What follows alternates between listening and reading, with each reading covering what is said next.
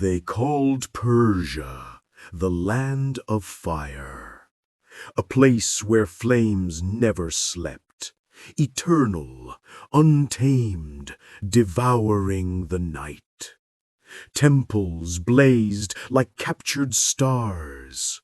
Kings? They ruled as gods in human skin. Shadows stretched across centuries. Priests? They held heaven's keys and locked the gates. From afar, perfection. Palaces that pierced the clouds, roads that swallowed horizons, armies, mountains on the march, jewels so bright they burned the eyes, poetry that worshipped the throne, a civilization dipped in liquid gold. But stop. Gold hides rot, and Persia, it was rotting alive, slowly, silently, from the core. The fire still raged in the temples, but its light had vanished. It no longer guided, it caged. Priests clutched the flame like forbidden gold. Kings sat on it like a throne of bones. People? They trembled before it, a punishment in waiting. A fire that once whispered truth, now roared lies. Generations raised to believe the flame could bless, curse, judge, erase, not by God, by men. Men in silk, men above the dust, men who hissed, "We are the voice of the divine." And the people swallowed the lie, because fear tastes like faith. Persia had everything: armies, vaults, verses, victory, everything except mercy, everything except truth. Behind the palaces, children with hollow eyes. Behind the priests, souls in chains. Behind the gold, a void screaming. A caste system carved in stone. Birth a life sentence. The poor born to bow. The rich born to break. And no one dared ask why. Because in Persia, questioning power was like touching the sun, and the sun devours. The empire stood, a colossus on cracking knees. Every year the quake grew louder. Every decade the fissures bled. Every generation felt the hollow. A light missing. A guide vanished. A truth buried. The world waited, searched, ached for a message still in the dark. Persia was mighty, but might is not mercy. Power is not purity. Fire is not revelation. The empire blazed, but its light was dying. And soon, very soon, its darkness would collide with the dawn. Persia was not a land. It was a ladder forged in hellfire. 7 rungs, 7 prisons, every soul nailed to the step of their birth. No climb, no mercy, no way out. Rung 7, the Shahanshah, King of kings, a god walking on bones. People dropped to their knees before his shadow hit the ground, whispered his name like a curse, feared his thoughts before he had them. His smile rewrote destinies. His frown erased bloodlines. He didn't rule a kingdom. He owned tomorrow. Rung 6, the Magi, priests of the eternal flame, faces carved from smoke. They spoke in thunder, claiming God's private diary. A nod from them, you breathed gold. A glare, your soul shriveled to ash. Inside temples that never slept, they invented sins, then sold forgiveness for silence. Rung 5, the nobles, blood older than rivers, names that crushed throats when spoken. They owned the soil, the sweat in it, and the children born on it. To them the poor weren't human. They were furniture with heartbeats. Rung 4, the warriors, steel hearts, iron oaths, raised to kill questions before they formed. Kings said crush, they crushed. Priests said burn, they lit the match. Nobles said quiet, they cut out tongues. Rungs 3 and 1, scribes and artisans, the ghost architects of glory, hands that carved palaces from mountains, forged swords that sang, wrote poems that outlived kings. But history forgot their names. They built eternity and slept in dust. Rum 2 and 1, the poor, the slaves. They born with chains as lullabies. They bowed before sunrise, worked until stars bled, ate scraps of yesterday, died as footnotes. Their births, accidents. Their graves, unmarked. 7 rungs, 7 cages, 7 worlds stacked like coffins, never touching. Persia towered, but its people were shredded, sliced, piled like bricks in a wall that kept climbing, higher, higher, higher, until the sky itself screamed, too tall to stand. In Persia, power raped everything, even love, even family, even birth, especially birth. A child blinked open its eyes, and its coffin was already nailed shut. Not by God, not by soul, not by fight, but by blood rank. Noble birth, the world knelt and kissed the cradle. Poor birth, the world kicked the cradle aside. Slave birth, the world forgot the cradle existed. This wasn't cruelty. This was air, breath, law carved in lungs. Centuries deep, people forgot the chains were forged by hands. They called it gravity. They called it fate. They never called it wrong. Persia brimmed with blind eyes, deaf ears, tongues nailed to silence. Speaking, suicide in slow motion. Women worst. A woman wasn't human. She was inventory. Label property of House X. Value set by father, brother, husband, priest. Her purity, a coin stamped by Magi. One stain equals entire family bankrupt in honor.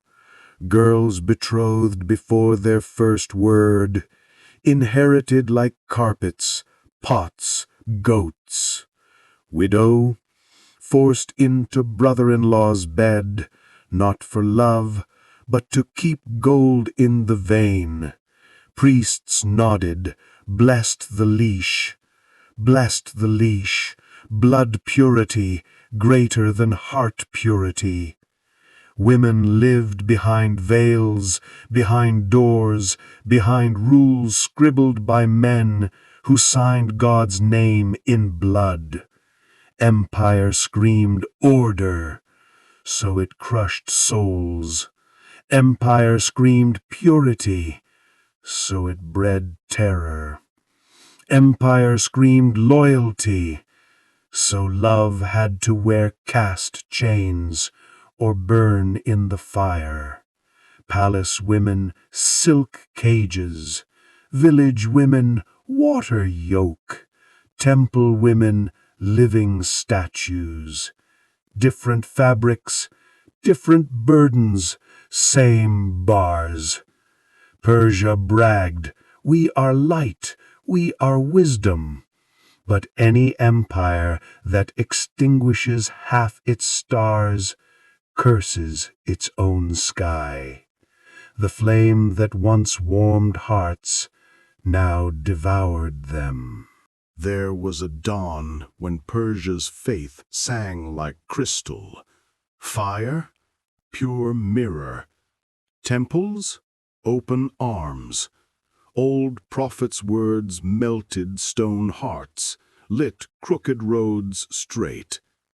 Then time, the silent butcher, carved truth into custom, custom into law, law into iron collars. And the Magi snapped the leash. They branded themselves guardians of the eternal flame, wardens of purity, God's middlemen. But purity in poisoned palms? Holy stock exchange. Judgment priced per sin. Forgiveness sold by the gram. God, a rubber stamp on their receipts. Faith that once lifted souls now pinned them to the floor.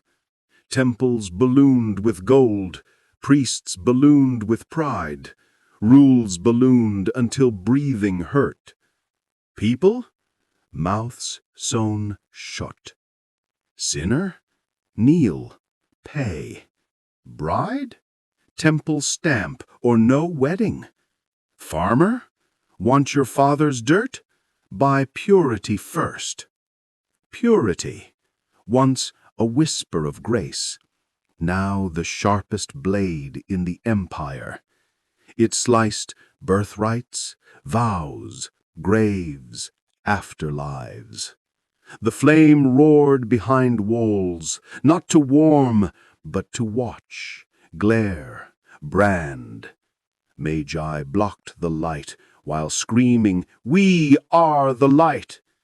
Inside, smoke choking lungs, chants in dead tongues, rituals bloated, entry fee, your last coin.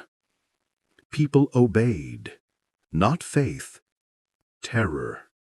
Terror of impurity tags, curses mailed at dawn, temple whips, social graves. Fear spread faster than fire. Persia knelt to priests because they held the match. But that match couldn't cleanse a heart, only set it ablaze. Fire crowned the empire. Temples, palaces, thrones. But under the blaze, a nation drowning in black, especially the poor. Streets swarmed with tradesmen, farmers, porters, shepherds, calloused hands that forged Persia's bones. They paved the roads kings rode, reaped the wheat nobles gorged, hauled the marble palaces bragged about. Reward? Dust in the mouth. Dawn to collapse, still in debt. Taxes, razor teeth. Merchants squeezed dry. farmers, blood from stones, slaves, ghosts with pulses. Failed temple tithe, impure, branded. Miss king's cut, traitor, whipped. Disappoint lord, trash, discarded. He carried the world, owned a grave. Rich kids, tutors, silk, horses. Poor kids, hunger, blisters, graves. Noble strode into temples, chest high. Poor crawled in, coins counted in tears. Purity, paywall. Forgiveness, auction. Wedding, bribe. Burial, luxury tax. Can't afford rights? Cursed blood, even the worms spit. Villages gutted by collectors, families fled to frozen peaks. No search parties, no tears. Empire too vast for ants. Lesson carved in ribs: serve, feed, build, never be served. Eyes dimmed, backs snapped young, dreams starved in cribs. Not weakness, weight. Persia roared glory, but glory sat on cracked spines. Spines break, mountains fall. So will this one. Persia bragged, fire shields us, walls shield us, armies swallow horizons. But empires bleed out from the inside. Crack one, spirit rotting. Crack two, society fracturing. Crack three, moral, gaping abyss. Truth, ritual, guidance, politics, purity, profit. Darkness bloomed in the empire's chest.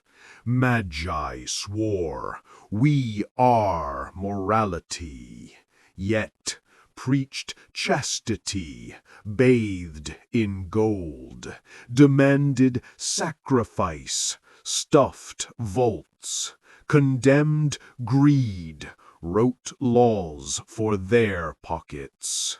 Flame blazed behind them, hearts ice. Some priests sin? I'm exempt. Others pay to delete.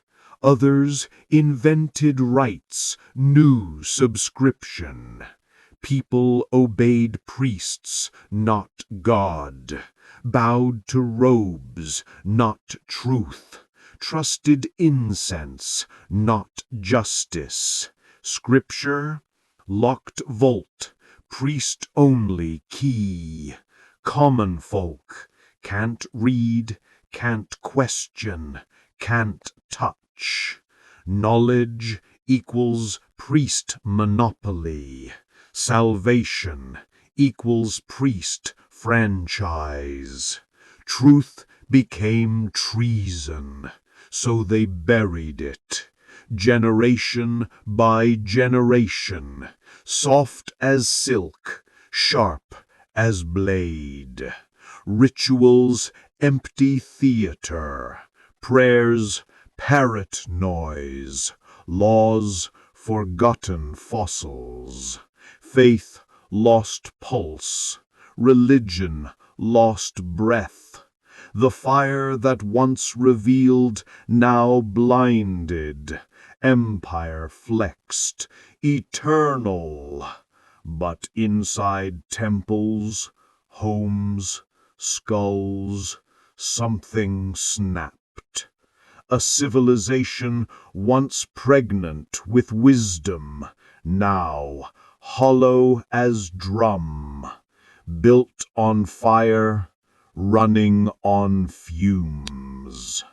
Every empire has a heartbeat. Persia's skipped, then flatlined. Enter Zervanism, Old poison, new bottle. Whisper, time is God, good, evil, just twins. Philosophy? No, dynamite. Kings, guilt, time's fault. Priests, power, time's gift. Nobles, gold, time's will. Cruelty, time. Injustice, time. Starving kids, time. No one answers, no one bleeds. Moral fog swallowed the sun. Good, not choice. Evil, not choice. Just dice rolled by eternity. Light versus dark. Brothers arm wrestling forever. No winner, no point. Prophets, fairy tales, scripture, priest remix, now with 30% more myth. Truth, blurred, deleted, sold. People drifted, quiet, blind, until one day, no map home. Fire still burned, but it lit nothing. Truth locked, key swallowed. Persia gagged on silence. Temples blazed, homes choked on smoke. People craved light, got whips. Question priest, impure, branded. Hesitate in right, cursed, shunned.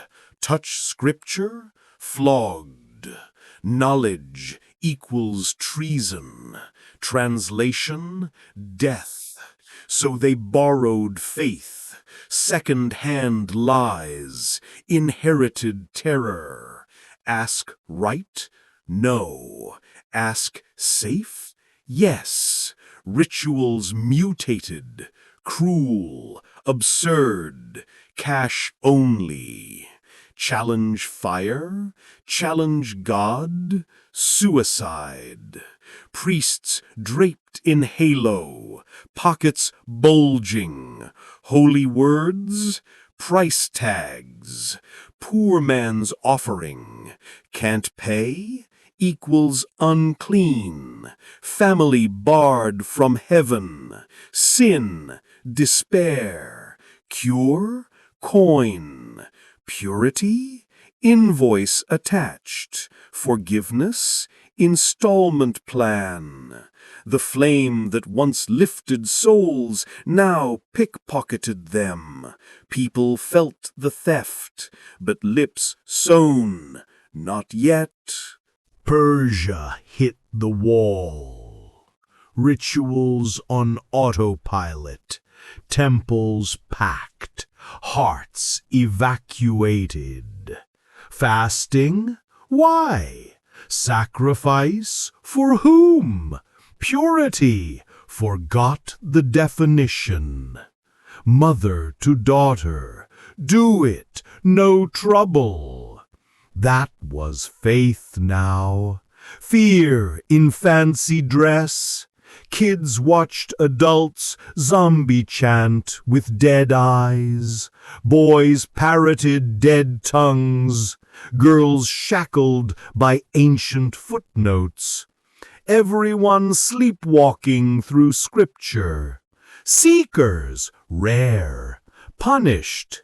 Some trekked mountains, hunting monks, chasing scraps of truth. Returned with dust. Revelation, shredded, remixed, buried. Later, Quran would call it, they altered with their hands. Persia, unmentioned, but guilty. A nation that caught light, now fumbled in its own shadow. Fire roared, hearts froze. Strength, yes. Culture, yes. Truth, extinct.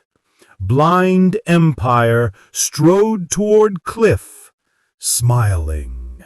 Every empire leaves an echo, Iron clash, sand hiss, Persia fire crackle. Once purity, discipline, compass, now death rattle. Shepherd to son, gods went deaf, mother at midnight, temple glow, our house ice, merchant under breath, king counts coins, not ribs, girl in veil, I obey, feel nothing. Tiny fractures, invisible, unstoppable. Surface, armies like walls, priests like gods, palaces like heavens. Underneath, hollow roar. Fire, yes. Light, gone. Ritual, yes. Soul, starved. Pride, yes. Path, erased. Silence thicker than smoke. Hunger deeper than graves. Question burned in every chest. Who brings the real flame? Wars sparked, kings wobbled, priests snarled, villages bled, morality melted, unity shattered, empire stood, shadow taller than spine, power without purpose, structure without spirit, world tilted, darkness pooled, humanity stumbled, Persia's dying ember waited, blind to the dawn, a light coming, not empire-owned, not flicker-prone, not for sale, for every throat, for every era, forever. The collapse of an empire never begins with a scream. It begins with a sound so small, people ignore it. A crack, a tremble, a whisper. Persia heard that whisper, but no one understood what it meant. Not yet.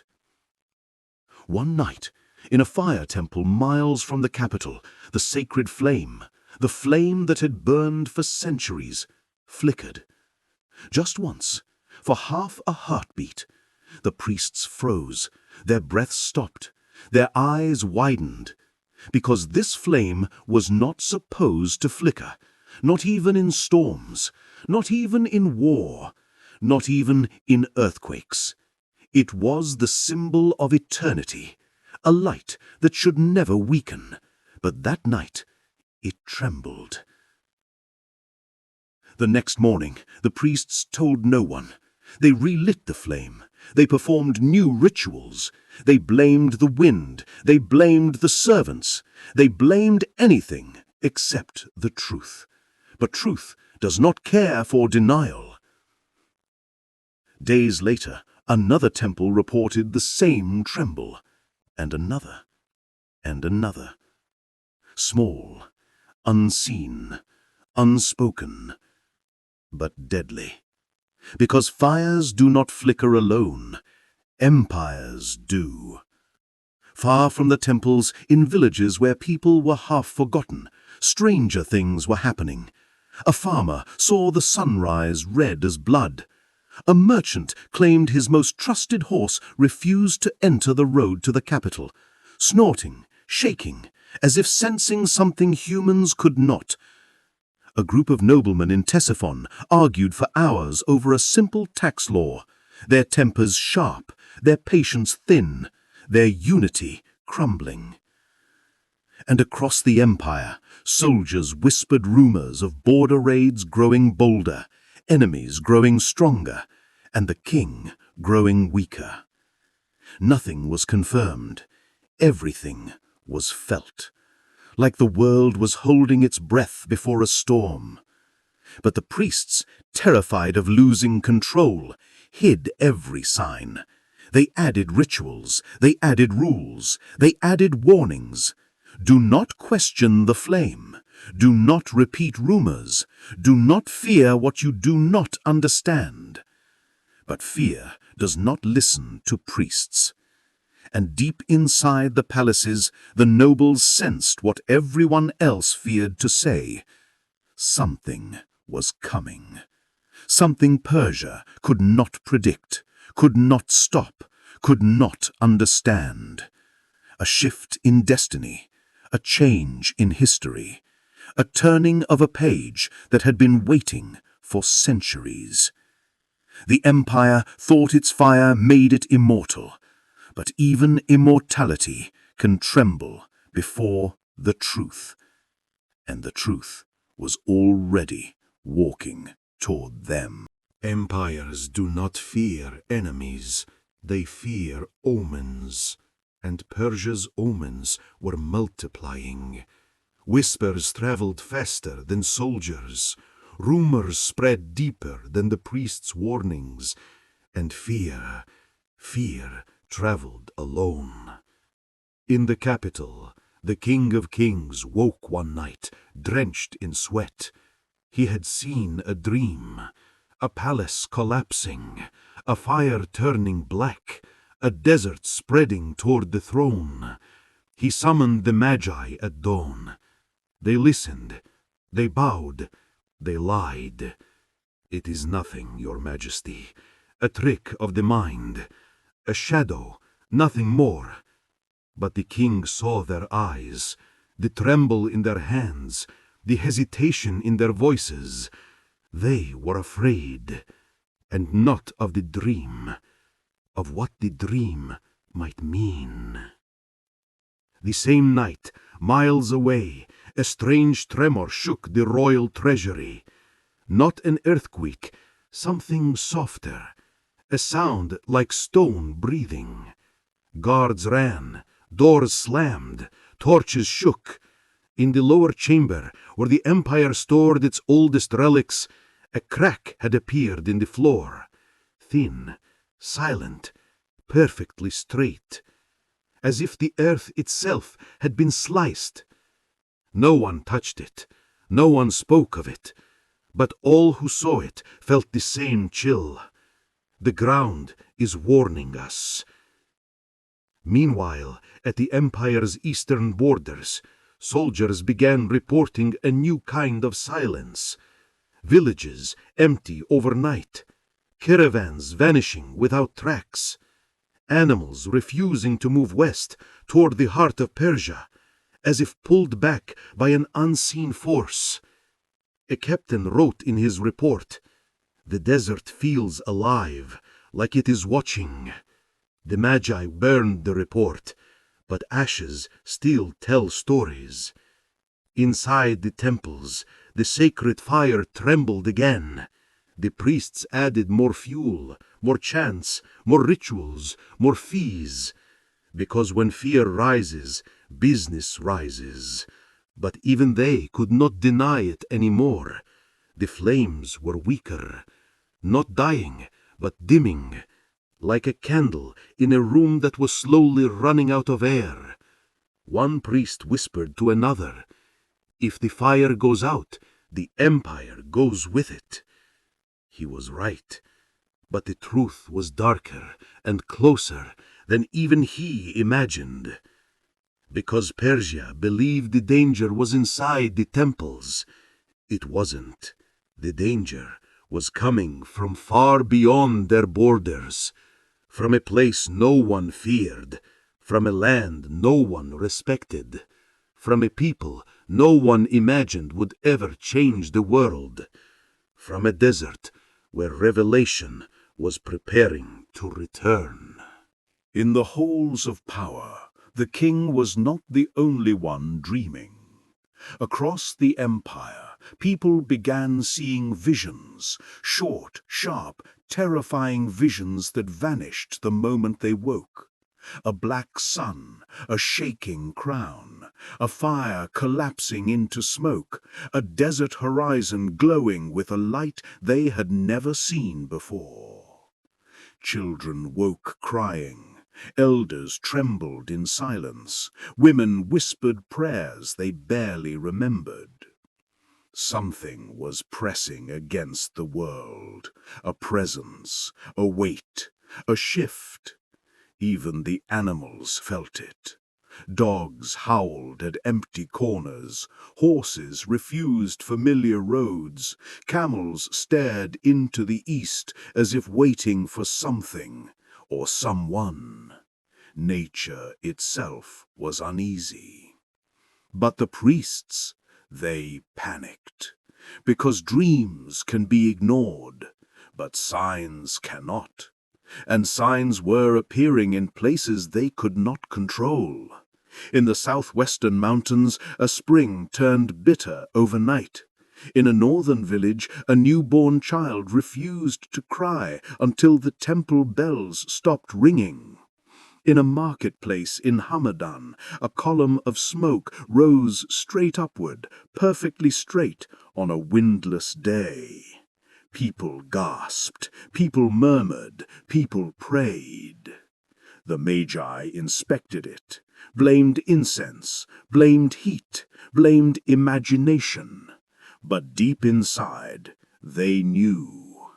These were warnings, warnings that the world was shifting beneath their feet. In the palace, the king gathered his council. Voices clashed, fear filled the air. One noble whispered, "Maybe the gods are angry." Another hissed, "Maybe the priests have failed." Another murmured, "Or maybe something new is coming." Those words fell like stones. The Magi glared, the king stiffened, the room fell silent. Something new. Something the empire could not buy, not silence, not control. Something that made their fire tremble without being touched. A truth, a message, a revelation. But Persia was not ready to face that possibility. Not yet. Because empires never imagine their successors until it's too late. While omens multiplied, Persia's political world was tearing itself apart. The king grew unstable, his advisors divided, the nobles restless, the generals furious. Every man in power wanted a bigger piece of the collapsing pie. And collapse makes greedy men bold. In the east, a governor refused to send taxes. In the north, a minor noble declared himself chosen by the fire. In the south, a priest predicted the king's fall and vanished the same night. The empire was not being attacked. It was unraveling, piece by piece. But the most dangerous crack was happening quietly in the palace itself. The king began hearing whispers, not from people, from the walls. He wandered the halls at night, touching stone carvings, murmuring to shadows, looking for signs. He told his inner circle, "The fire speaks less than before." The Magi panicked. They added incense, lengthened rituals, multiplied prayers, ordered more sacrifices, not to save the king, to save themselves. Because if the king believed the fire was failing, he might start asking questions the priests could not answer. Meanwhile, the people suffered. Taxes rose to fund wars the empire was losing. Ritual fees rose to hide the temple's fear. Prices rose until bread became a luxury. A scribe wrote in a hidden note, "The poor do not sleep anymore. They wait. Wait for relief. Wait for justice. Wait for something, anything, to change. And somewhere in the dark corners of Persia's villages, old men whispered old prophecies. When the fire trembles, a new light will rise. The priests called it superstition. The nobles called it madness. The king called it treason. But whispers are seeds, and seeds grow in silence, especially when the ground beneath them is breaking. The more Persia tried to hide the signs, the louder they became. A drought struck the western plains. Crops failed, rivers thinned, villagers prayed toward the temples. But the fire gave no answer. Days later, a sudden flood destroyed an entire market road. Too dry, too wet, too sudden, nature was no longer predictable. A traveling scholar wrote, "I have walked this empire for 40 years. This is the first time the land feels frightened." Even the sky changed. Clouds gathered in strange patterns. Nights felt heavier. Stars flickered as if something unseen passed between them. Astronomers reported glows on the horizon that did not match the moon. The Magi silenced them. But silence cannot stop the sky. In the capital, the king wandered the courtyards at dawn. Servants watched him whisper to the air. One morning he said, "Something approaches." Those words spread through the palace like fire through dry grass. Approaches? From where? From whom? For what? No one had answers, only fear. The priests insisted everything was under control. The generals insisted the borders were safe. The nobles insisted their wealth would protect them. But the people, they felt it. A shift, a stirring, a presence, something moving across the world, quietly, inevitably, like destiny itself. Persia was an empire of fire. But even fire casts shadows, and in those shadows, something ancient and unstoppable was awakening. Not an army, not a rebellion, not a king, a revelation. And once revelation begins its journey, no empire on earth can stand in its way. Persia thought it feared omens, but it had not yet met the truth. The empire began losing something it had never imagined losing: certainty.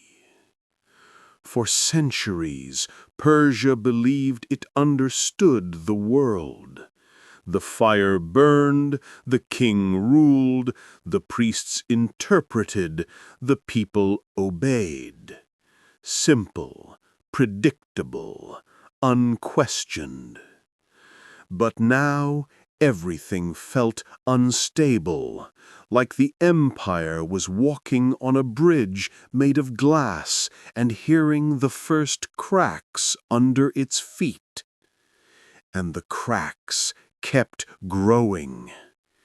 In the northern mountains, shepherds claimed their flocks refused to graze on lands that had always fed them. In the great city of Ctesiphon, a stone guardian statue, silent for centuries, fell from its pedestal on a calm, windless evening. In a royal garden, a tree split down the middle without lightning, without storm, without reason. People gasped, priests panicked, and the king grew pale. Because even he could no longer deny what everyone already felt. Something was warning them. Then came the night that changed everything. A messenger sprinted into the palace, out of breath, his clothes soaked from the river's mist. He fell to his knees. "Your Majesty, the fire temple in Istakhr." The king leaned forward, heart pounding. The messenger choked out the words. The sacred flame burned low, lower, lower, and then it sparked upwards as if something struck it from the inside. The priests gasped. This had never happened before. A fire dies down naturally. A fire rises naturally. But a fire does not collapse and explode upwards in a single breath, unless something touched it. Not wind, not human hands, something else. The king demanded witnesses. 3 priests arrived the next day, trembling, their faces drained of color. One stuttered, "We heard a sound inside the flame." The king froze. "A sound? What kind of sound?" The priest swallowed. It was like a heavy door opening. Silence filled the room. A door opening. To what? To where? To whom? Even the king did not dare ask the answer, because deep inside he already feared the answer. The world was preparing for the arrival of a message that Persia's fire could not silence, could not overshadow, could not survive. Empires fear armies, but they break before revelations, and Persia's break had just begun. The king dismissed the assembly, but the assembly did not dismiss him. For the first time, as the nobles left the hall, they did not bow as deeply. Some did not bow at all. The king noticed it. He felt it. He feared it. Power does not disappear in one night. It leaks drop by drop.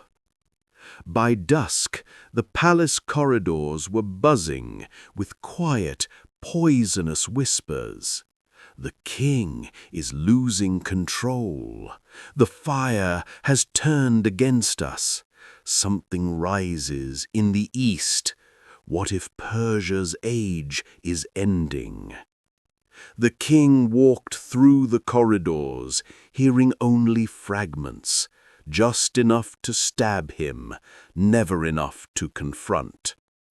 Behind one marble pillar, 2 nobles whispered, "If the flame bows, why should we stand straight?"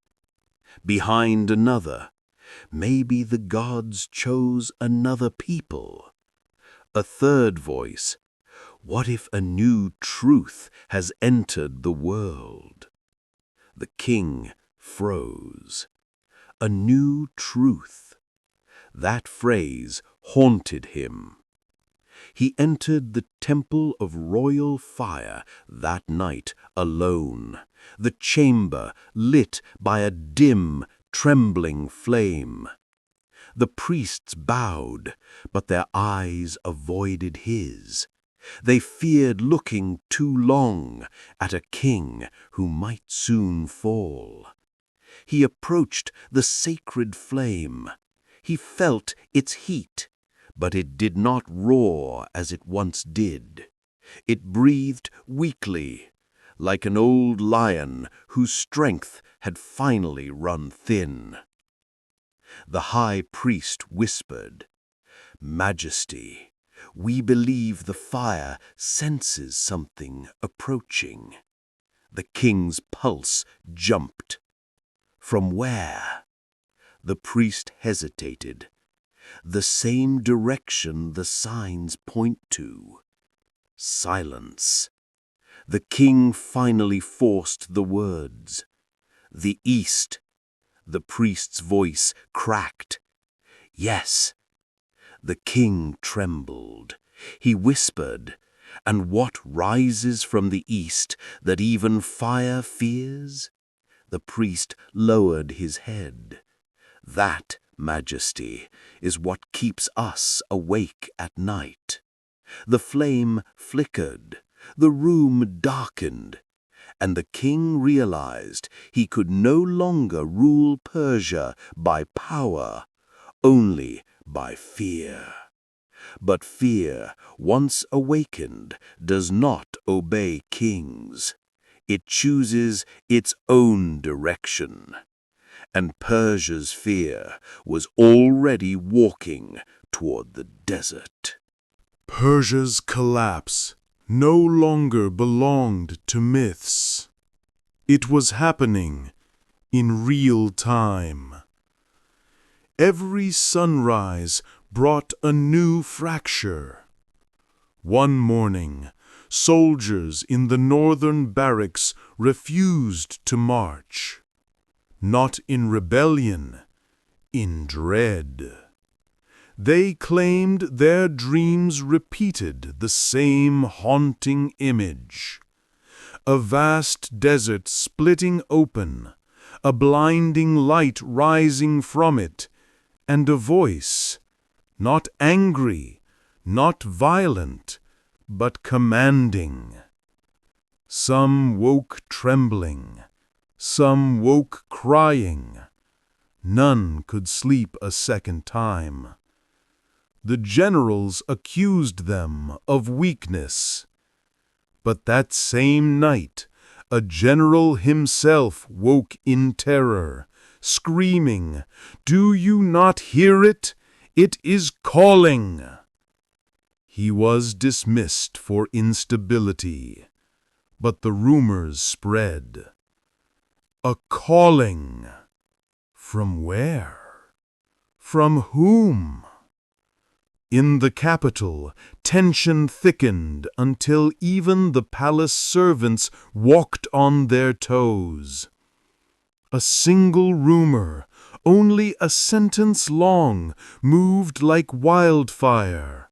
The king will not last the month. Where did it begin? No one knew, but everyone repeated it. Nobles cancelled feasts. Generals sent secret letters to their provinces. Priests doubled the rituals, tripled the fees, desperately trying to hide their fear.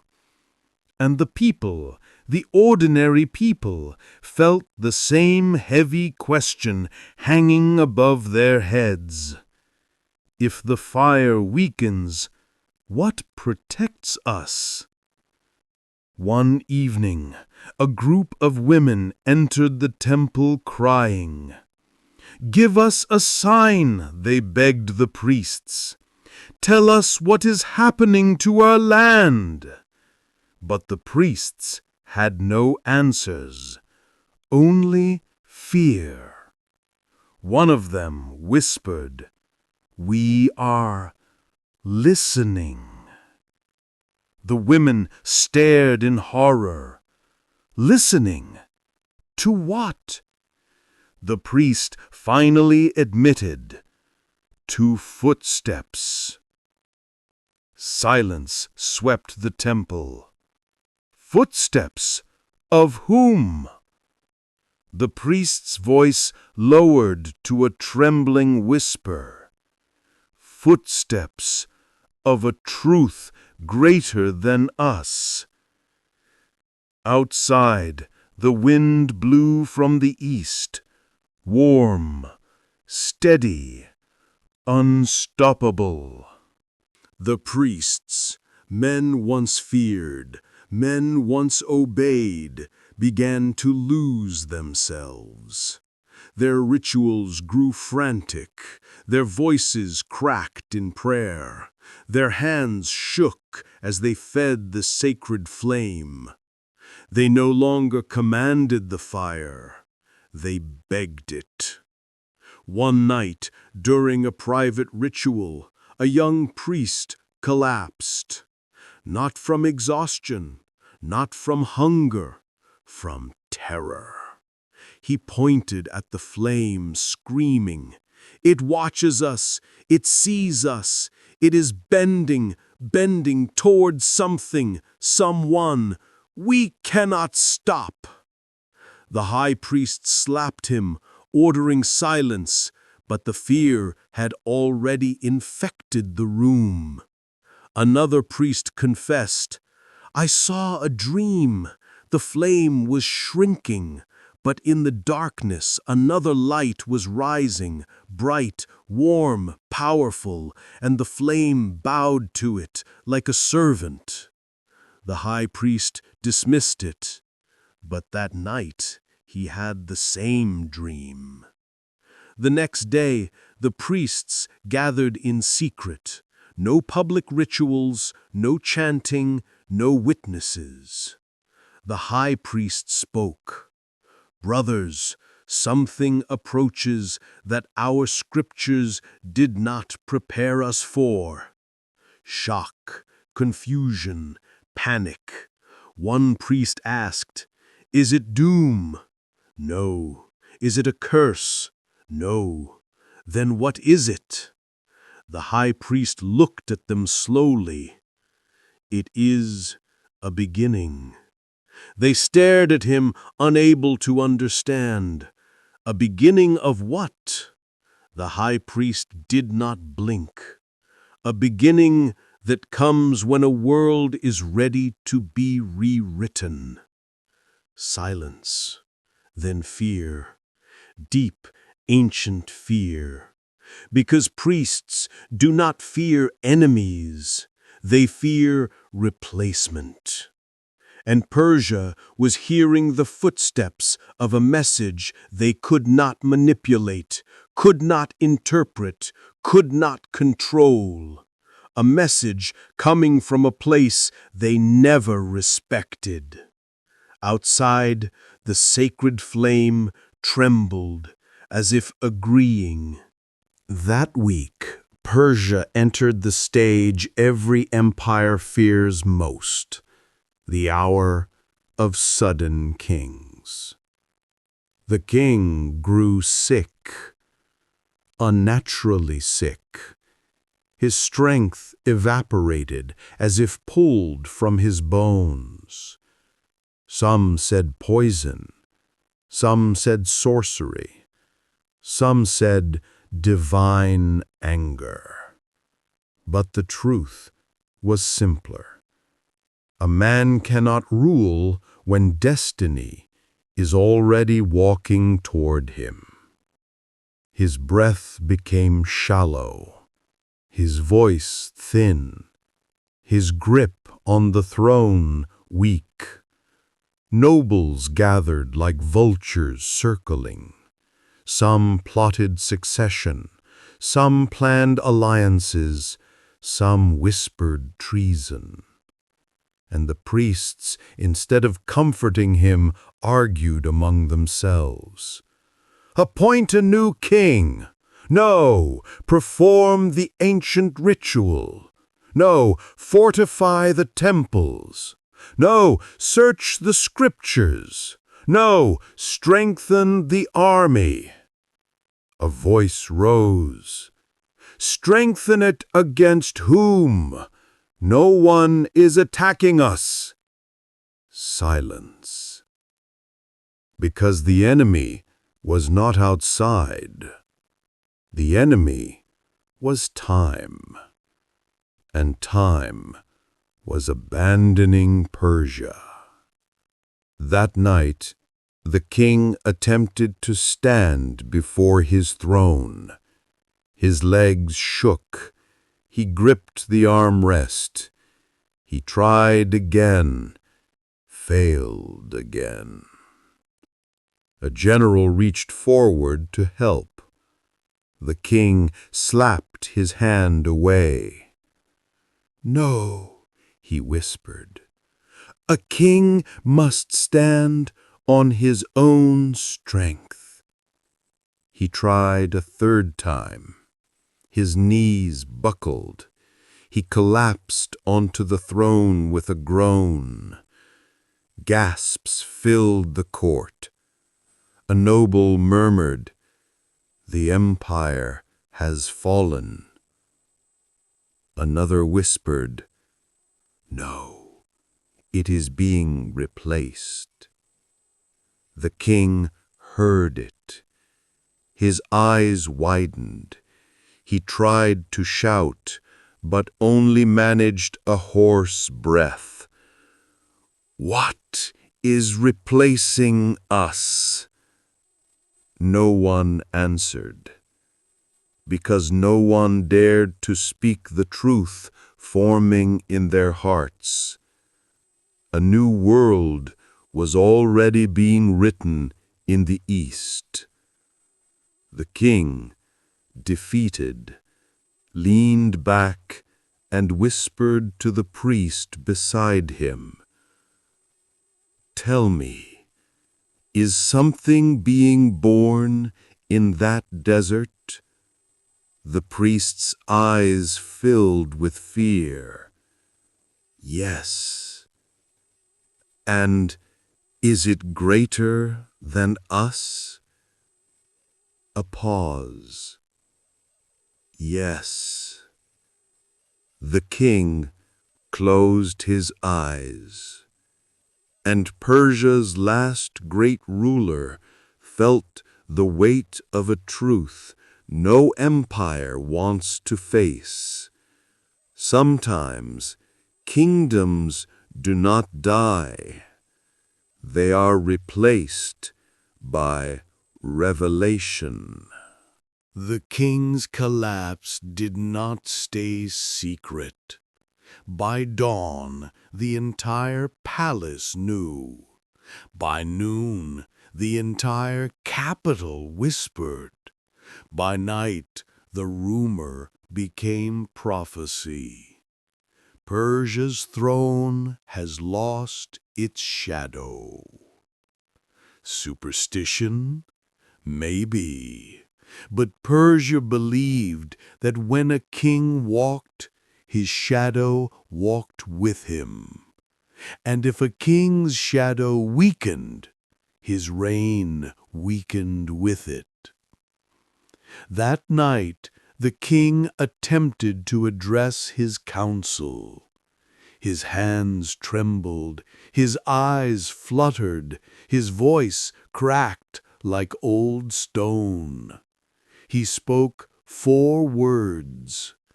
Persia must stay strong. But strength was no longer in the room. Nobles argued openly. Generals glared at one another. Priests huddled together in silent fear. Everyone wanted to lead. No one wanted responsibility. Power was dissolving like salt in water. Later that night, the king ordered his most trusted servant to bring him the ancient scrolls. Old prophecies, rarely spoken of, never read aloud. He unrolled the brittle parchment with shaking hands, and he found it. A line written centuries earlier. When the eternal flame trembles, another light rises from a barren land. The king's throat tightened. Another light. Barren land. The words repeated in his mind like a heartbeat. He whispered, "Does destiny betray kings?" The servant, trembling himself, answered softly, "No, Majesty, destiny repositions them." The king leaned back. He finally asked the question Persia feared most. "Is our time ending?" The servant swallowed. "Majesty, something approaches that is not meant to be stopped." The king's eyelids lowered. He exhaled slowly. "What rises cannot be ours, can it?" The servant shook his head. "No." The king felt his chest tighten, not from illness, from understanding. For the first time, Persia's ruler realized that empires do not collapse because they are weak. They collapse because truth demands space to enter. And truth was already on its way.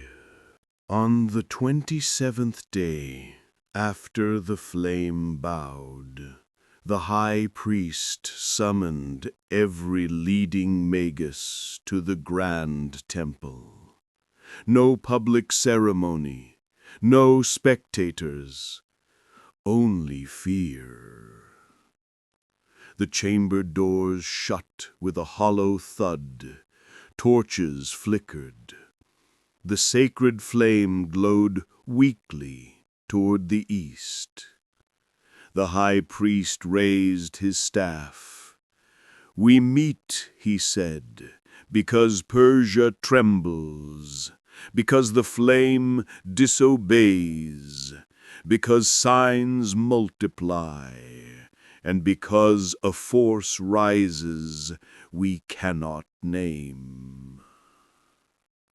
A younger priest stepped forward. "Master, the scriptures do not speak of this. How do we respond?" The high priest closed his eyes. "With honesty." Gasps, confusion. Honesty was not a tool Persia's clergy had used in centuries. The high priest continued, "We cannot fight what we do not understand." Another priest asked, "Is this the end?" "No." "Then what is it?" The high priest lowered his voice. "A beginning that does not include us." Silence fell like a sword. Priests glanced at one another, their faces pale, their breaths shallow. He continued, "For centuries we guarded the fire. We believed its warmth was eternal." He pointed to the trembling flame. "It is not eternal." The flame bent slightly eastward, as if agreeing. The priests shivered.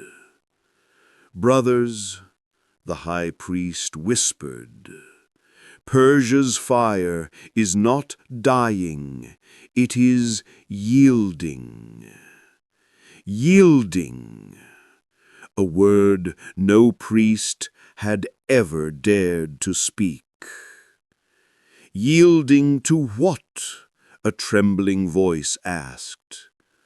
The high priest opened his eyes to a light that does not need temples, does not need kings, does not need us. The chamber grew cold. The younger priests panicked. Then what becomes of Persia? What becomes of us? The high priest looked down. It depends on what steps into the world next.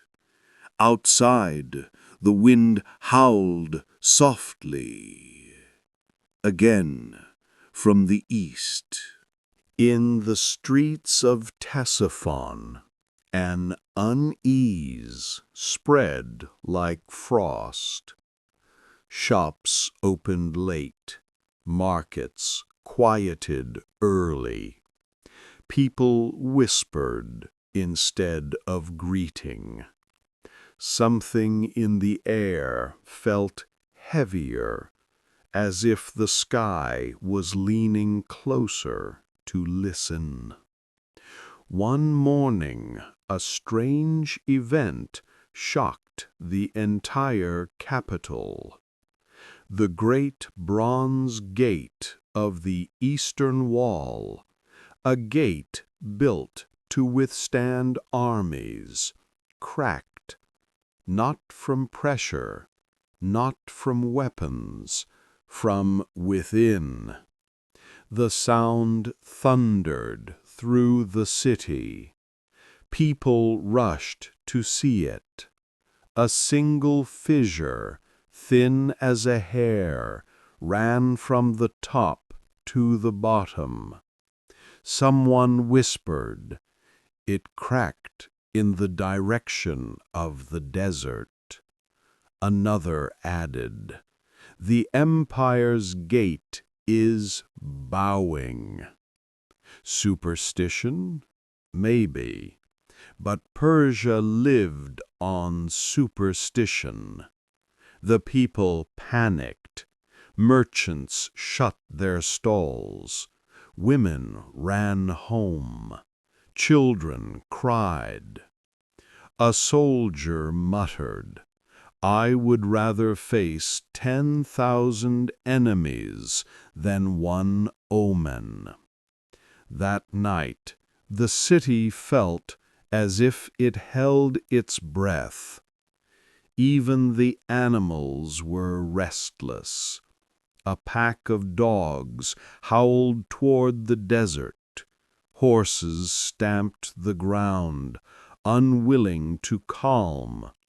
Birds circled aimlessly, as if confused by something unseen. The king heard the howling from his chamber. He whispered, "What calls them?" No one answered.